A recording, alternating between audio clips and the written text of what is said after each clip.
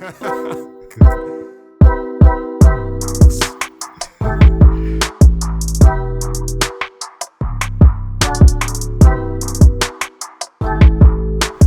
here is the article. The article basically saying that credit card fraud. It asking the question, are your finances safe? Here the question that they're asking, right? Who is the person that is wrong when you go to the bank and you are a victim of credit card fraud? Who is actually the wrong person? Is it you? Or is it the bank? That is what it kind of comes down to. The kind of victim blaming there, though. I want to know.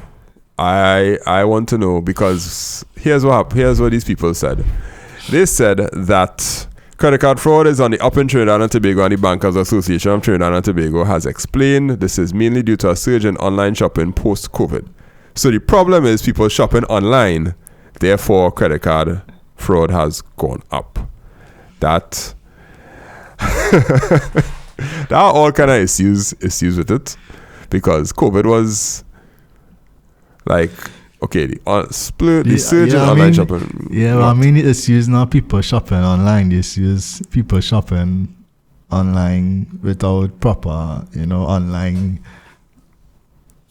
Best practices, the shopping online. You kind of let the sheep out to the world without, I like what you say about best practices. So our nice friend in the Guardian, well, he's not our friend, but Peter Christopher, he's just the one that does the tech stuff. Peter, one day, you'll find out that we talk about you plenty, and somebody will tell you that you should come on the podcast. One day, right? Here is the statement that was made by... I can't remember who's the name, the BAT president, Bankers Association of Trinidad and Tobago, Gail Pazos. Yeah. We came through the COVID-19 period that would have been down because people could not accept their goods. There were no shipments of anything, and then as things opened back up, a significant increase in online purchasing, said Pazos, who also added that the statistics show that the instances of fraud compared to the overall number of purchases was relatively low. There is also a much larger increase in online purchases, so the number of purchases has increased substantially over the same time frame. And what you're looking at are mere basis points if you look at the ratio of fraudulent transactions to overall transactions. So, essentially, if more people shopping online, you will have more credit card fraud. Yeah, the chances will be higher. The chances just generally high. If it's a 5% chance and 100 people shopping online, it'll be 5 people. But if it's 1,000 people, it will be 50. Which is essentially maths. The article was credit card fraud up, but bankers not worried. So let me tell you what I did, right? I went to the actual post on Instagram, because Instagram is my social media place right now since I stopped using Facebook, right? Well, long story short, right? Yeah, I mean, Facebook is getting more raw emotions. Yeah, and it wasn't really helping my situation. It wasn't really. My Instagram is way more controlled, I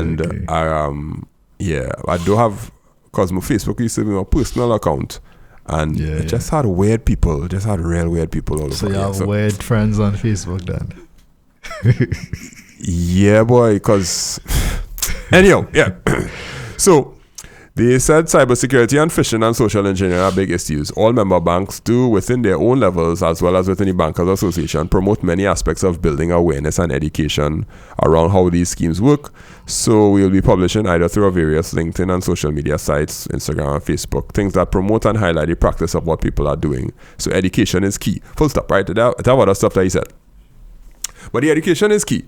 And I think that the comments that the people had about this were like, of course they're not worried because they're making all the money. Of course they're not worried because they just want poor people to suffer. Of course they're not worried because they just want to see you in pain.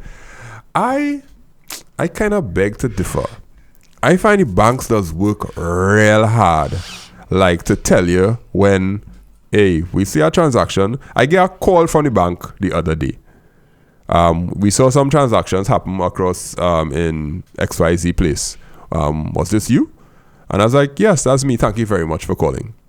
and they were like, oh yeah, we saw that your update my information online, like my address or whatever it is. I think I changed my phone number because they had my work number or something like that. Changed my number. They called me to confirm. Did you change your information? Please confirm your birth paper or your ID number, whatever the case is. In honesty, when it comes to credit card transactions and getting blacklisted, they're blocking your card in almost automatically sometimes. Yeah. And I think the banks really try hard to protect your credit card information. You think so too, or you think that? So yeah, I agree with that, but like if you're looking at the perspective of where those comments coming from, you know, a lot of people in Trinidad probably don't have credit cards. You know, so they haven't experienced that, and what they you know more or less communicating is their perspective and their dealings with the bank, which is generally like day-to-day banking. You know, they probably express other frustrations like waiting long in the line, having to pay banking fees, all the stress with opening a bank account. You know, but if you look at it just from that perspective in terms of the whole credit card management and whatever processes or procedures they have in place to block certain stuff, then yeah, for some banks, you know, they're pretty much on top of it, you know. But again, when you